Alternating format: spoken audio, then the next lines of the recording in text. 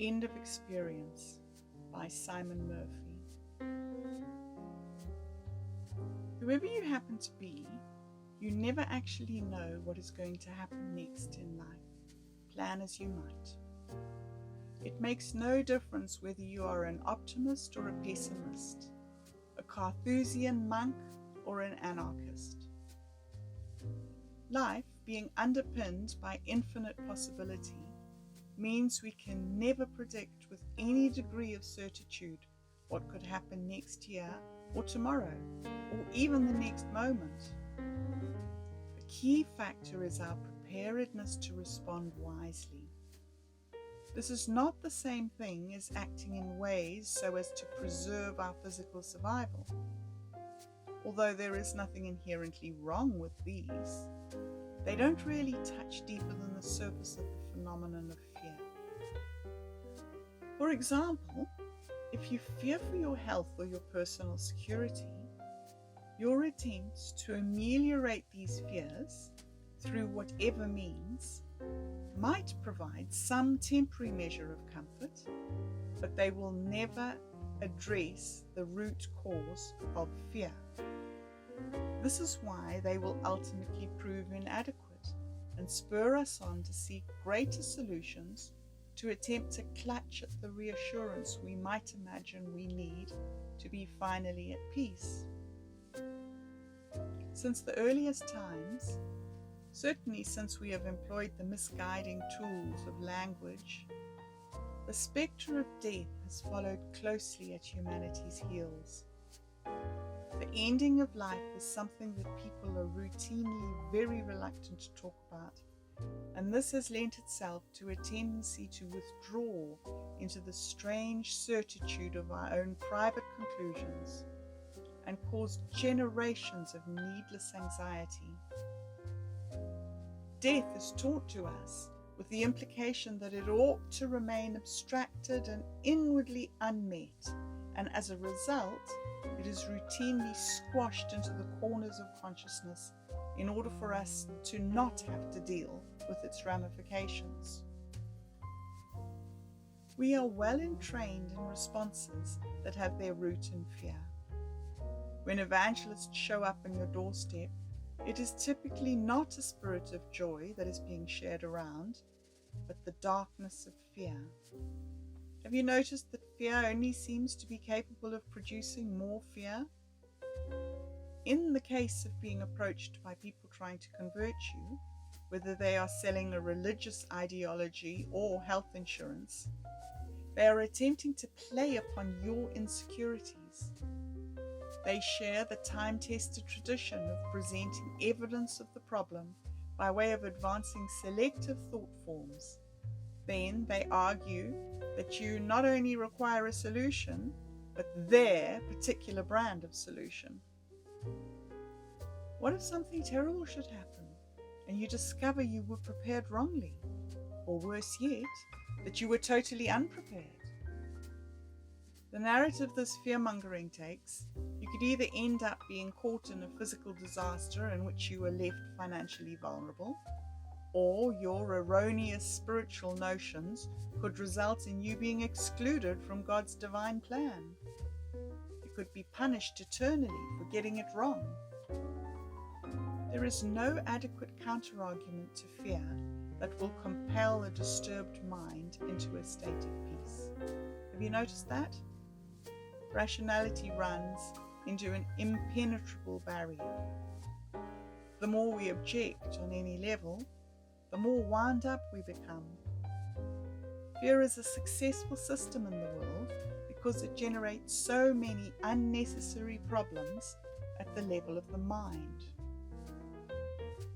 Part of our human dysfunction with regard to death is that we mostly haven't come to grips with who we truly are, nor do we understand the basic principles with which to correctly infer what is real and unreal. In ancient Greece, the philosophers Epicurus and Lucretius worked together to address what they perceived as this fundamental schism present in our apprehension of death. They discovered that one of the reasons humans are so needlessly upset about death is that the mind has this tremendous capacity to project and outpicture its fears. They give the example of a man imagining himself dead, envisaging in his mind wolves tearing at his corpse. They further point out that whatever should in fact happen to his body, his projection is in fundamental error because in his reflective state, he fails to understand that who he is truly is no longer present. This led to the maxim, "Where I am, death is not. Where death is, I am not." And so the two never meet. On the surface, a philosopher may be tempted to look at such a maxim and object that this is a kind of tautological appeal, something that is given to be taken just as some kind of empty truism, impossible to confirm or falsify an experience. The point that these thinkers happened upon is not so much significant of the end of life, but the end of the usefulness of rationalization. The limitations of philosophy are that they claim the world of ideas as dominion, and where we come from and where we go, either in death or life, the world of ideas cannot necessarily follow. Do we begin with an idea, a thought? Do we think ourselves into existence? If not, from whence have we come? From outside the dimension of ideas, or even the apprehensible? Can such a thing even be? Does the end of thinking mean the end of us, whatever it is that we take ourselves to be? I mention such questions in passing, but there is so much vital power waiting to be discovered in the application of such vital questions. It would do anyone tremendous good to dwell on such matters attentively within the quietude of their own inner sanctum. Consider briefly, if you will, our notions of how people die, or, as we often tellingly say, how they end up. Succumbing to heart disease, cancer, or being eaten by a wild animal such as a crocodile or a shark. As beings, we are generally mortified by these scenarios because we don't have a natural recognition that what all of these grossly inflated terrors have in common is that what they signify is nothing more than a temporary experience. To use Buddhist language, they are, in and of themselves, inherently empty. This is why, in our innocent misunderstanding, we make use of such terms as end up or wind up. The language we use is in service to the unexamined assumption that such an experience, even a fatal experience, is some form of definitive punctuation to their life, some kind of permanent conclusion. This is the kind of confusion that Epicurus, Lucretius, and the Buddha sought to resolve. When we conflate our identity with the experiences which happen within us, we suffer. No one is exempt from this rule. This is another way of saying, when we imagine there is a separate person to whom all of this is happening, suffering arises. For the very same reason, when we mistakenly conclude that when a nightmare happens, it is happening in real life, then we also suffer. When we mistakenly conclude that death means what we imagine it does, rather than simply being the next in a series of continuous experiences, we suffer. To use a well-worn but appropriate analogy, awareness is very much like a theatre.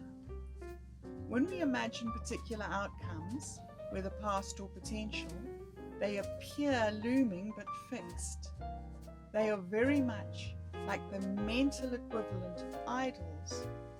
We worship them with fear, and they seem to last just as long as we want them to. If we keep envisaging them, there they are. The objection most people will have to this is, yes, but if I don't have the object of my fear in mind, then it is still there waiting for me. Which upon first analysis does make sense to the mind, but can you really be so sure? Is this true in your immediate experience? What is the real world that exists beyond your experience? Are you certain that you have not conflated your perceptions of reality with what reality is? After all, aren't there very many perceptions of how reality seems to be? Why should there be so much disagreement if we are all seeing through such clear windows? This is the real kicker, and I encourage you to pursue it until you can follow it no further. Someone can tell you that this is all in your head, that you are dreaming up this whole cosmos of nightmares and torments. But unless you actually broach the question completely in your own space, you will never touch upon the truth. In many ways, you really need to proceed beyond what is being said and into that which is being referred to. The gap isn't as wide as you think it is. Emile Cioran once said, "It is not a nation we inhabit, but a language." In what respect can this observation be relevant to our thoughts about life and death? What if you were schooled in an entirely different language from birth? What if you had no language at all with which to frame any concept, like a wild animal, intelligent and sensitive, but lacking a system of abstract concepts and symbols? Does reality somehow not cater to them? This whole question of death is very important to reflect upon, because the open secret intertwined with this question of death is entirely relevant to our vital being, our actual living, breathing existence. This is why Buddhist monks are often encouraged to meditate in cemeteries and charnel grounds with corpses burning nearby. The lesson in all this is that nothing ever happens to what we are. In assuming ourselves to be a separate someone, we take the usual subject-object relation we have had drilled into our head from infancy, and we have applied it to our own living soul, where relational concepts don't apply. Everything that ever has or ever will happen occurs within the context of what you are. It unfolds within you, circumscribed by the total experience of the psyche.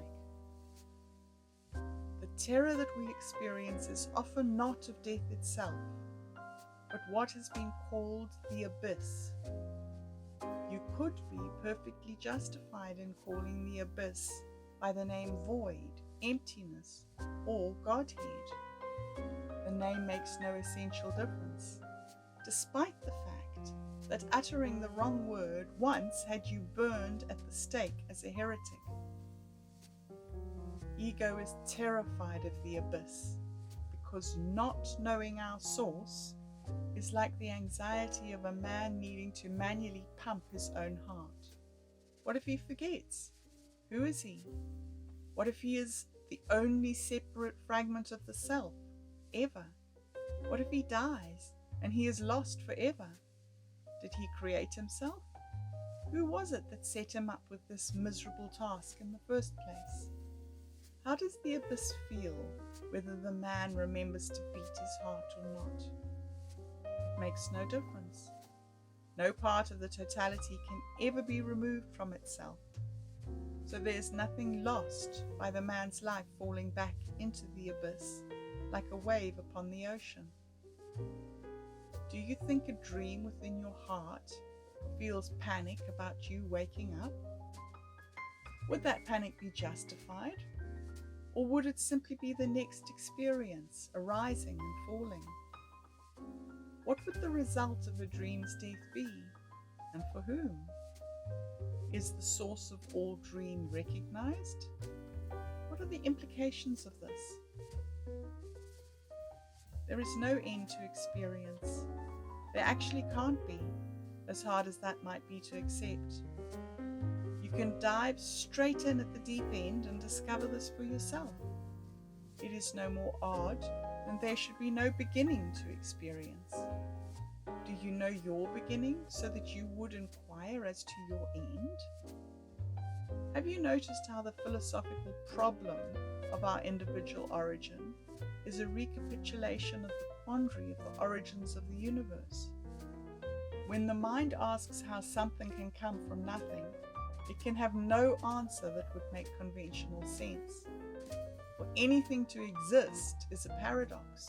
The analytic mind is then tied into a knot. We then tend towards all kinds of delusional divisions about what the theoretical tells us, such as things that happened once upon a time. How can something arise from nothing? How can conscious experience possibly begin or end? Why is there something rather than nothing? Yet, in the face of all these mind-twisting questions, you are here as the living answer, and you always have been. If you want to know the end of experience, look at where it begins, right at this very moment. Not having solved the deepest mysteries of life is not evidence that we are lost. In fact, attending to these deepest mysteries is the most compelling evidence towards the discovery of eternal life.